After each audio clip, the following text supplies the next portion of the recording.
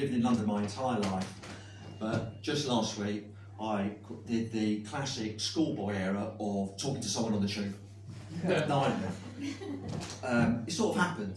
Something happened in front of us. They said something, I said something, and we're suddenly in conversation. We're talking on the tube. No! That's the last time I go anywhere with my wife. Could be worse. Could have been a lot worse. Right? I could have been caught up in a middle-aged man conversation about football. As we all know, middle-aged men talking about football. There's nothing more boring than middle-aged men talking about football, right? It's like a conversational black hole, right? Whereas a black hole is so heavy and dense that not even light can escape, right? Middle-aged men, the men talking about football are equally heavy and dense.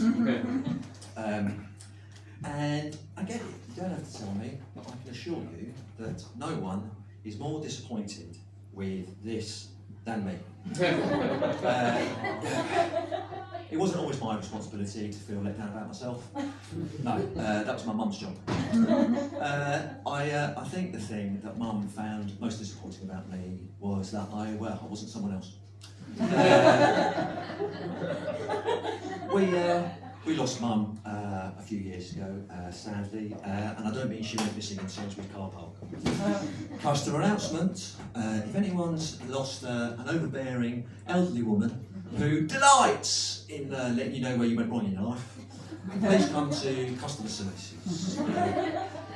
Terry, the security guard, is getting a little bit fed up with all the life advice, but he is very appreciative of all the ironing. I know how he feels. And Dad, well, Dad's in the home. I don't know whose home. You see, Dad is a fantastic burglar.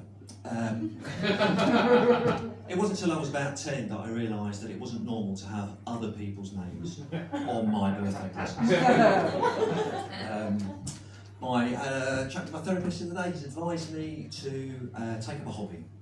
He sees that there was a way of me making new friends. I say my therapist, I mean Dave the landlord down the pub.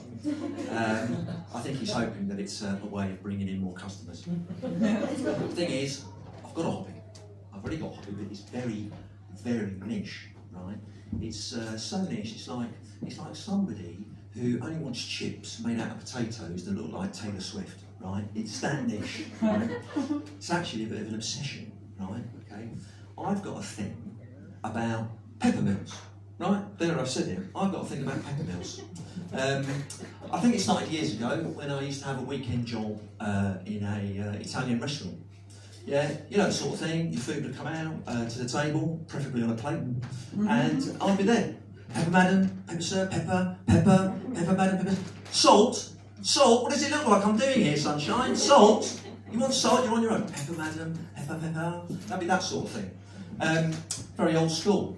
And by the way, that's not the only thing I did in the restaurant. I wasn't stood in a corner with the pepper like some crappy pepper sniper standing in the background, waiting for Luigi to give me the signal to rush out and start pepper.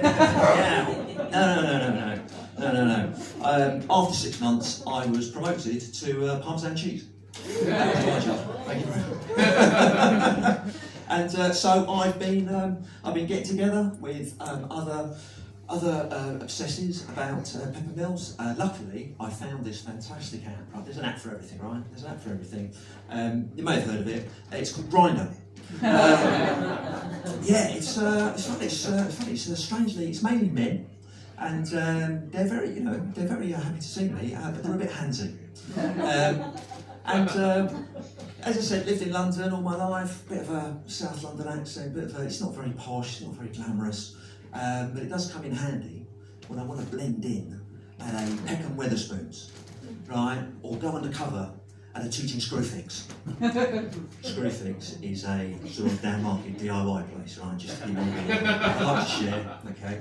I want them to merge those two places together and call it Screwspoons. Well, it's sort of happening already, right? It's sort of happening already. They both open at 7 o'clock in the morning. They both sell stuff at the cheapest possible prices, and they're both full of very, very, very ugly men who talk nothing about football. Thank you, Karen.